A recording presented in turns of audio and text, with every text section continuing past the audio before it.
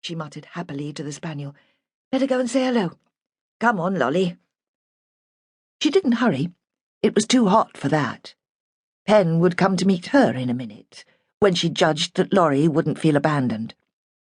Her niece's features came slowly into focus as the gap between them diminished, the curves of her face reliably distinctive. Penn had one of those faces, Roma had long ago discovered, that always took you by surprise. You only remembered a shadowy form of it, so the reality seemed to possess an extra dimension and vivid colours. Penn's brow was high and convex, her cheeks as plump as a baby doll's. Her skin was a deep honey brown after a sunny summer. When she smiled, her mouth was a wide expanse of teeth and full lips. Roma thought she was lovely, a fortunate blend of her mother's rich colouring and her father's Polish bone structure. Pity Justine never looked so nice. Roma caught herself thinking with a stab of irritation. Trust her sister to produce the perfect daughter, leaving Roma with a much inferior model. All this talk about genes and designer babies made Roma laugh. Nature would always be several jumps ahead. Justine, the child of an achingly handsome Spaniard, and the not unattractive Roma, had turned out sallow, undersized, and uncoordinated. Aunt and niece embraced lightly, the affection restrained. Roma looked over Penn's shoulder at Laurie. "I told you she'd be early," she said. "She's always early, keen to see her old auntie, like a good girl." "What were you doing with the bees?" Penn asked quickly, a shade too quickly, Roma noticed, aware of the way Penn worried about the threat of comparison with her cousin Justine. "It looked awfully violent." "I was helping them fight off the wasps. Futile, I know, but it makes me feel better." "Are the bees in serious trouble?" Roma shook her head.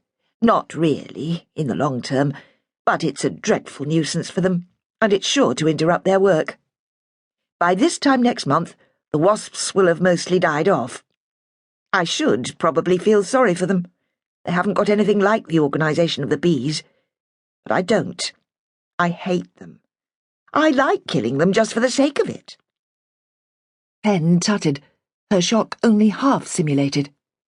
"I never took you for a killer," she smiled. The spaniel was jumping up at her, demanding attention. Penn took little notice. "We're all killers in one way or another, aren't we, Laurie?" Roma said. Her husband raised an eyebrow and took a half-step backwards.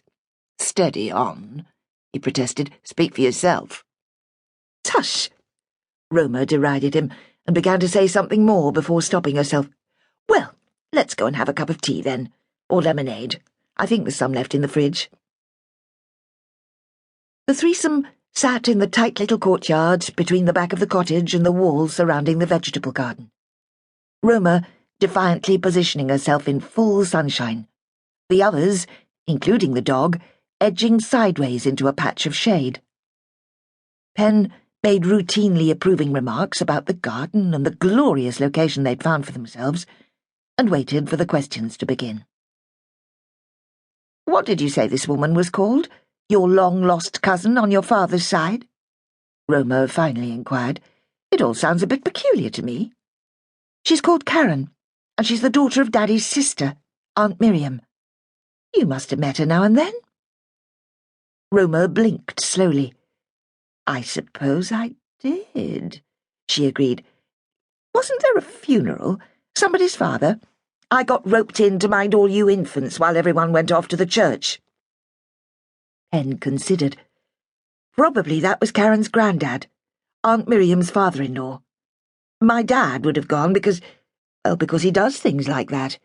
He'd have wanted to be with his sister. So if my mum was busy, you'd have had me to look after as well. I hardly remember it. Nobody seemed unduly sad."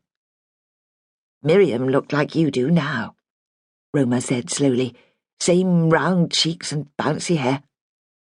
I remember Helen talking about her sometimes, saying what a good friend a sister-in-law could be. I'm sure I only met her once or twice. Funny how long ago all that seems.